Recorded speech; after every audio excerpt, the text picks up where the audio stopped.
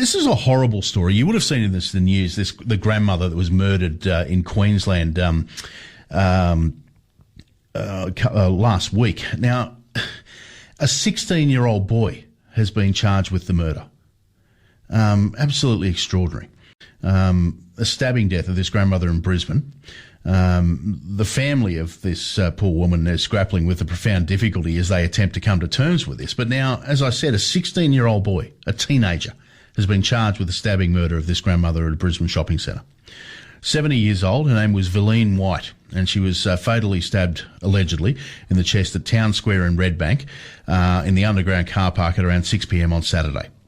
Her 2009 Hyundai Getz was allegedly used as the getaway car and found dumped at Springfield Lakes 20 minutes later, and police then launched a major manhunt and public appeal to help, releasing CCTV footage, etc. And when you see the footage, if you've seen it doing the rounds on social media, it's just chilling that this is the level of youth crime in Queensland at the moment. Somebody that's well and truly aware of this is One Nation leader in Queensland, Senator Pauline Hanson. She joins us on the line now. Pauline, this is just an absolutely tragic story, and to think that a 16-year-old kid has been charged with the murder.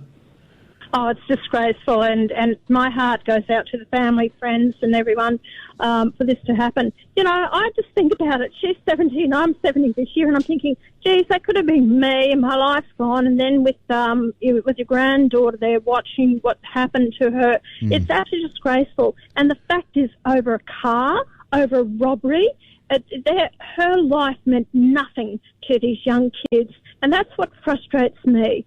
And it frustrates a lot of people, and there is so much anger out there. They're sick and tired of these escalating crimes. Kids out there with machetes, with knives, no respect for authority, no respect for each other. So, you know, I hope something happens with this, but it's up to the general public. The public are in control here. Pauline, there's been a lot of talk about youth crime in North Queensland, but this is a lot closer to, this was in Ipswich. So, this is obviously a statewide problem in your home state. Of course it's a statewide problem. They've had probably problems up in Toowoomba. You name the place. Bundaberg, you've got all throughout the whole bloody place is youth crime, is constantly going on all the time. North Queensland, you have most of the problems with the Aboriginals. There's no fear of authority because they can do whatever they want to do. And then the court system, they just give them a slap on the wrist and say, oh, poor you, you come from probably a stolen generation. All this is absolute rubbish, Stephen. And we need to actually then start to realise, treat people on individual needs basis, not based on race. And I'll keep saying this again. We've pushed for multiculturalism in this country, and we've actually adhered to this. Look at not just bringing anyone in the country. Bring people in who are going to, assimilate into our society, respect our culture, our laws, and our way of life. And we've had so many problems with this because they have no respect for our culture, our laws, and they've come from war-torn countries. They just are fighting on the streets. They have no regard for life. And I'm sick and tired of it. I'm not having a go at the African community, but I tell you what, there is a lot of the African community that has been involved in violence on our streets, and the people have had a gutful of it. It's and this time ending in tragic circumstances. So our thoughts go out to the family of that poor woman. You back in Parliament this week. Obviously, the thing that is going to dominate is these tax cuts. Look, the reality is none of us are going to be too upset about having more money in our pockets, but the credibility of the Prime Minister has really been challenged here. Look, that's what defends the credibility of the Prime Minister, and that's where the coalition... Look, he went back on his promise, and he says, well, my word is my bond. Is it really? Okay, you lost the voice, but you're still putting parts of the voice in legislation passing through. You promised a $275 tax cut. You said you wouldn't touch superannuation.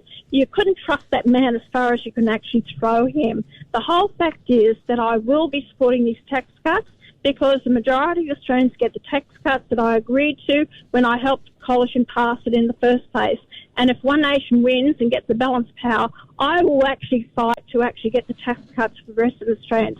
Because I tell you what, Stephen, I pay my high amount of tax. I'm sick and tired of paying for those people who want to sit on the couch all day, get their welfare payments, their health benefits, their rent assistance, their tax benefits A and B, everything like that, because people like myself go out and strive to better ourselves in life and paying the higher taxes for these people who take it for granted. So everyone needs a tax relief because everyone is doing it tough, some more than others. But, you know, you have to be fair with society. So I believe those tax cuts were promised for everyone, and everyone should receive those tax cuts. I think that's a fair call. Pauline, good to talk to you. We'll catch up next week. Thanks, Stephen.